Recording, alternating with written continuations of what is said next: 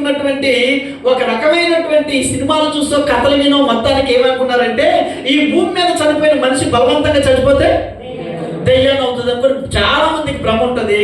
మనిషి ఎప్పుడు దెయ్యం కాడు, మనిషి ఎప్పుడు దెయ్యం కాడు. అర్థమవుతున్నాయమ్మా? అర్థమవుతున్నాయా? మీకు కళ్ళలోకి వచ్చిన చచ్చిపోయిన వ్యక్తి మీ మనసులోకి వచ్చినా, మీ గుండెల మీదకి వచ్చి కూర్చున్నా, మీ దగ్గరికి వచ్చి ఏడ్చినా, మిమ్మల్ని బలవంతం పెట్టినా మీరు ఎలా గుడ్డిగా నమ్మాలంటే చనిపోయిన మనిషి దెయ్యం కాడు. ఆ మనిషి ఆత్మ ఉంటే పరలోకంలో ఉంటుంది లేదా పాతాళంలో ఉంటుంది. బాడీ ఎక్కడ ఉంటుంది? భూలోకంలో ఉంటుంది. వాళ్ళు దెయ్యాలై తిరగరు. మరి దెయ్యాలు లేవా అంటే ఉన్నాయి. ఎవరు దెయ్యాలంటే ఈ సాతానుతో వచ్చాడే భూమి మీదకి, సాతానుతో కొంతమంది వచ్చి పడిపోయారే, ఆ పడిపోయిన వాళ్ళు ఏం చేస్తారంటే దెయ్యాలుగా తిరుగుతారు.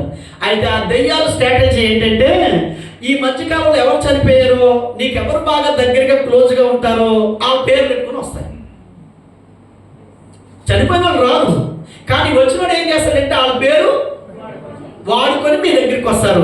మీరు చెప్పండి, భూలోకంలో రోజుకి ఎంతమంది చచ్చిపోలేదు? మరి వాళ్ళందరూ వస్తున్నారు నీ దగ్గరికి. ఎందుకు? నీకు తెలిసిన వాళ్ళు వస్తున్నారు. మరి అందరూ దెయ్యాలైతే వాళ్ళు కూడా రావాలి కదా.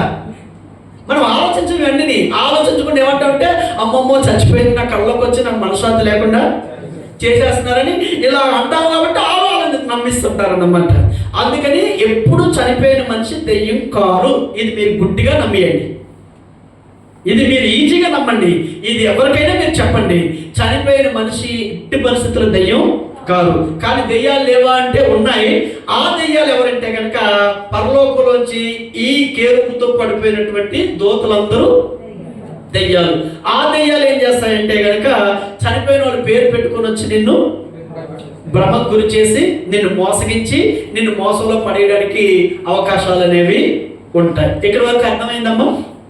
ఇక్కడ వరకు అర్థమైతే రండి.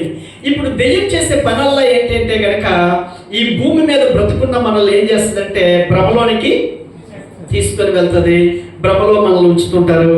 ఇప్పుడు నా ప్రశ్న ఏంటంటే, ఇక్కడున్న మనకి 6 ఏళ్ళ బ్రతికిన